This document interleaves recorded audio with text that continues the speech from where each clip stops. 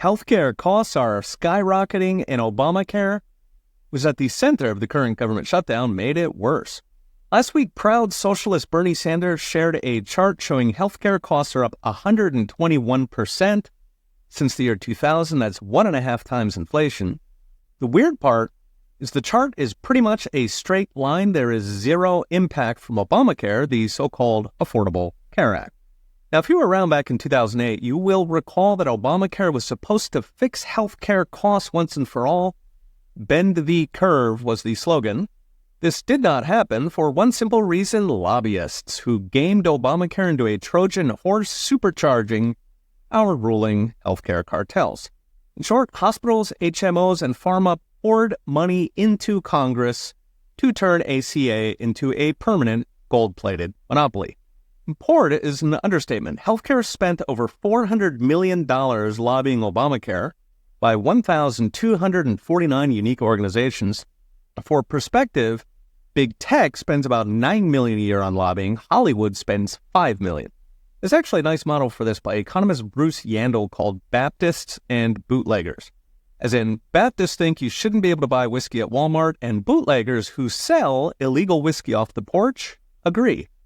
The Baptists are the political momentum, the bootleggers and their lobbyists write law. So the public demanded affordable health care. The bootleggers in the $3 trillion healthcare industry who want expensive health care, well, they wrote the bill.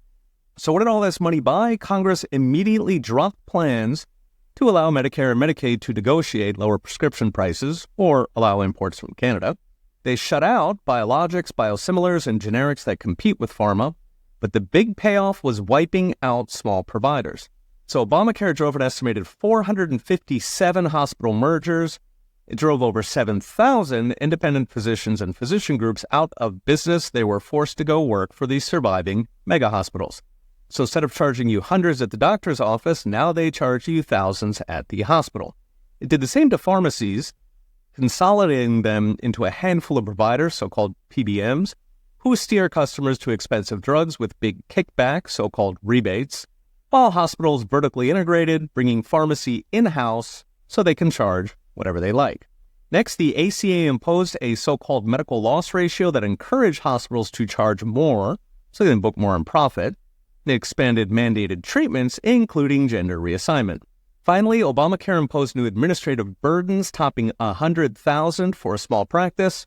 That, like all regulations, prices out small providers who cannot afford full-time administrators. When the smoke cleared, 42% of independent medical practices closed, including 7,000 in the past 5 years alone. And hospitals now employ over half of doctors. Before Obamacare, it was 1 in 4. So what's next? Brought to you by I Trust Capital. Every time government fixes healthcare, it gets worse because lobbyist money talks. Obamacare will keep going, sucking in more and more taxpayer subsidies to hide the cost. The way to fix it is first, repeal these reforms so independents come back, then push price transparency and cost sharing so hospitals compete on price and patients bother shopping on price. Finally, either allow drug imports or require pharma charge the same in America as abroad, so sick Americans are not subsidizing socialized medicine in Canada and Europe.